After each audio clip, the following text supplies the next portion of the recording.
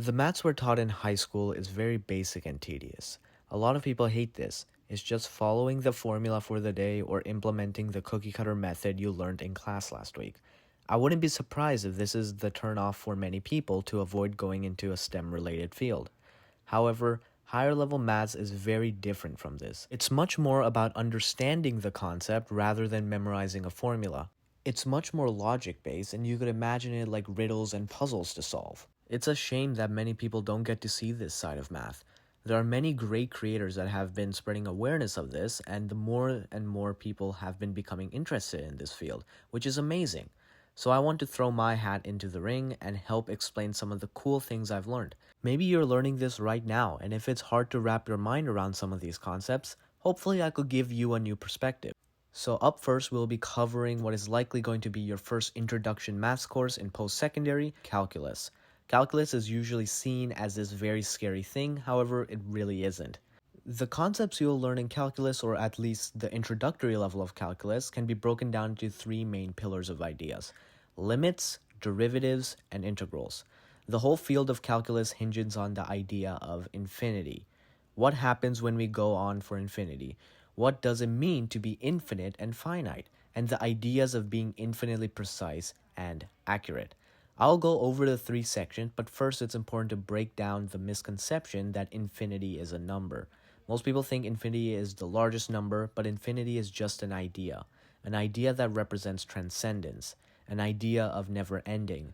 So it's usually ill advised to treat infinity as some sort of number since we can't actually ever calculate it. So, in the coming weeks, we'll be going over these vital concepts, so make sure to stick around. Imagine we want to find out the precise coordinate of a bacteria with this picture. Here, our scale is too zoomed out and you actually don't know where it is, but I'll give you a hint. I'll tell you that the bacteria is somewhere in this red circle. So great, that did help figure out where in generally it was. However, it's not much help. Our still idea of it is pretty broad and we don't know if it's going to be here, here, here, or here.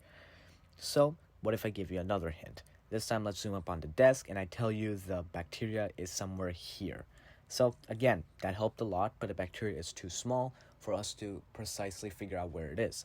So let's keep repeating this. Let's zoom in over and over. I give you more hints until we get more and more precise, until we eventually find it. We are able to precisely pinpoint where that bacteria is.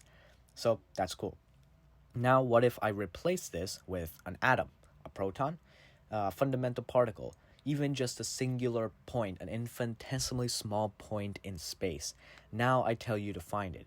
If that was the case, if it was just a point, we would end up repeating this process of zooming in infinitely many times. So let's now pull up the Cartesian coordinate and let's graph the function x plus 2 times x squared plus 4x plus 2 and all that divided by x plus 2 times x minus 4.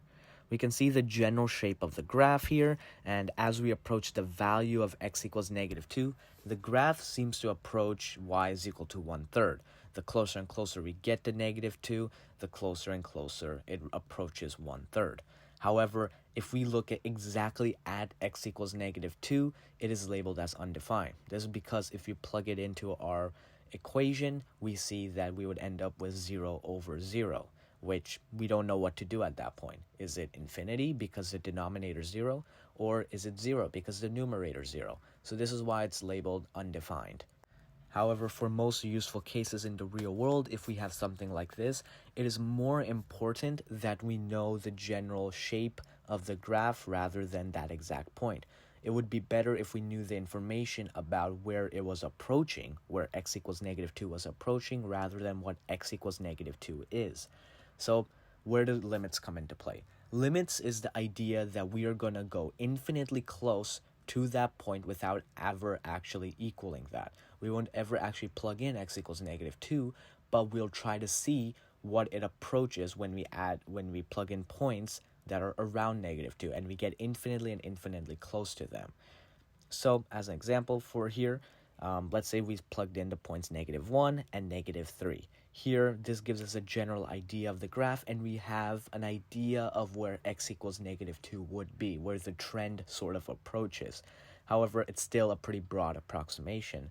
Then we become more precise by going through points like negative 1.5, negative 2.5, negative 1.9, negative 2.1, negative 1.99, negative 2.01. And we would repeat this infinitely many times until we get infinitely close, but never actually equaling x equals negative 2, because at that point it becomes undefined and we don't know what it is. And so that is the idea of limits. We are trying to get infinitely close to that point without ever actually equaling it. To go over the concept of derivatives, let's go over an analogy. Let's say you were driving a car and we graphed a relation between how long it's been and the distance you've traveled.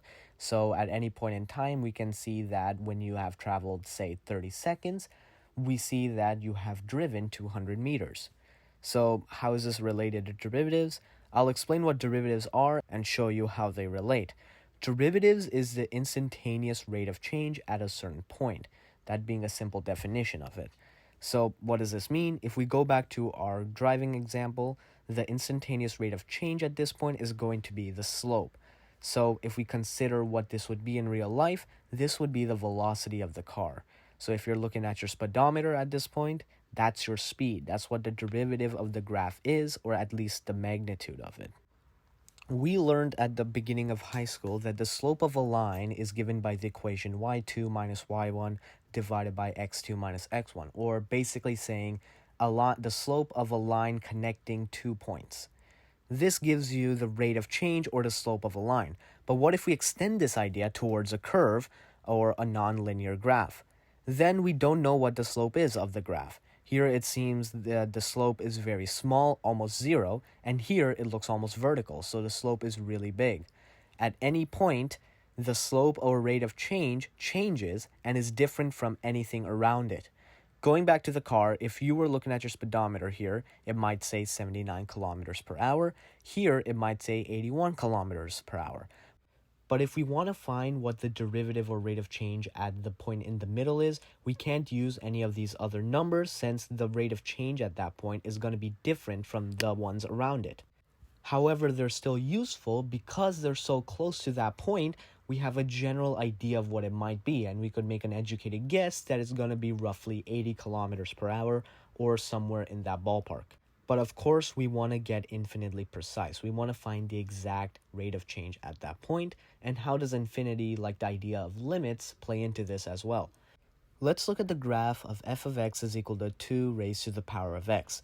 Here we have the graph and it's increasing, and let's say we want to find the rate of change at this exact point right here at x is equal to 1.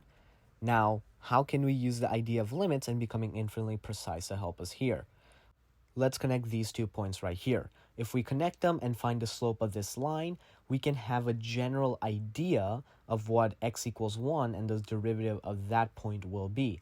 However, it's not a very good estimation. So let's shrink the distance between those 2 points and closer together as they come even closer to x is equal to 1.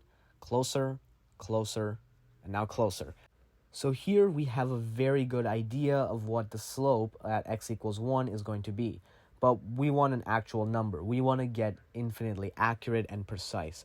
So you can see what I'm going to do. We're going to keep closing the gap closer and closer and closer until we are infinitely close to the point. Now zooming in, we can see that the line appears to almost touch the graph at exactly x equals 1. And this is what we call a tangent line. And this is what the derivative of that point is if we were to take the slope of this line. If you're curious, the slope of this line is 2 times the natural log of 2.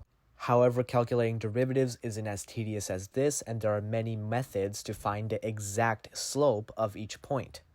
Imagine we were explaining the concept of area to a kid. We show them a rectangle and tell them that the area of the rectangle is 2 by 4, so the area is 8. We then show them another rectangle and the kid exclaims, the area is 2 times 4, or 8.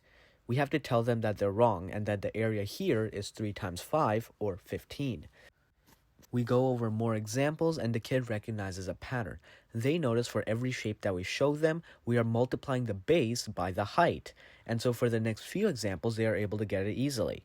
We then show the kid a triangle and the kid says the area is 3 by 2, or 6. We then tell them that they're wrong and that the area is actually 3 by 2 divided by 2, or 3. Up until this situation, the kid believed that he had found the general formula to find the area of any shape. And we know now that this isn't true. This was the general formula to find the area of any rectangle. However, we have formulas for many different shapes, but what if we had a formula for any shape that would work? We know that the area of a circle is pi r squared. We know the area of a triangle to be base times height divided by 2, but what is the general formula or method to find the area of any shape?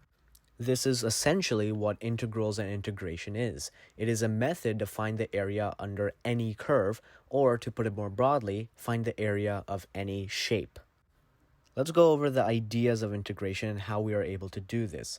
Going back to the previous ideas about infinity and being infinitely precise, we're going to use other shapes that we know how to find the area of to find the area of any shape.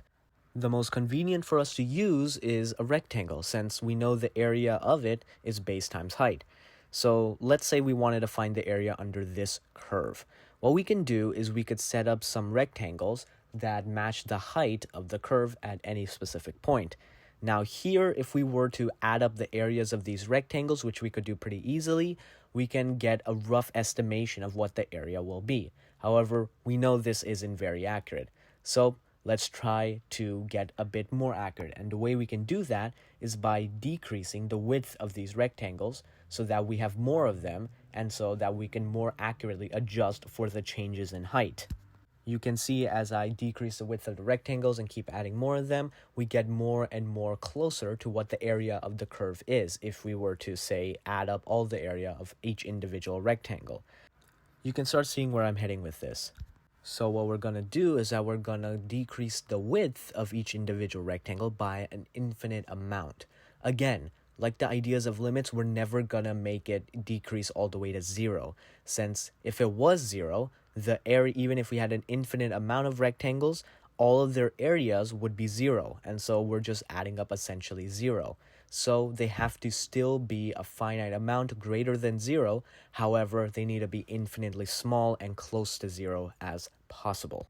Now don't worry, we don't actually add up the area of each individual rectangles, we sort of use some sort of shortcut when we're doing integration that makes this much easier.